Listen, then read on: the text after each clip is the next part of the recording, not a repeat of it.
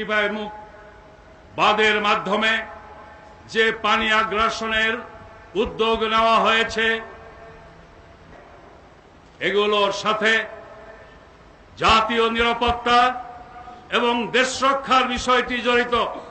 Transit নামে করিডোরের সাথে এটা জড়িত, টাস্কফোর্সের সাথে এটা জড়িত, আর টিফার সাথে দেশের অর্থনৈতিক স্বার্থ জড়িত। বিশ্বব্যাপী কমিউনিজমের ফেইলিওরের পর, মানবরচিত মতবাদের ব্যর্থতার পর বিশ্বব্যাপী ইসলামের একটা গণজাগরণের সূচনা হয়েছে।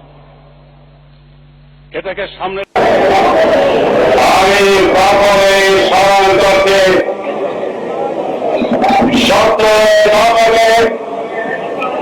যে নেতা ফারাক্কাকে মরণ ফারাক নামে অভিহিত করেছেন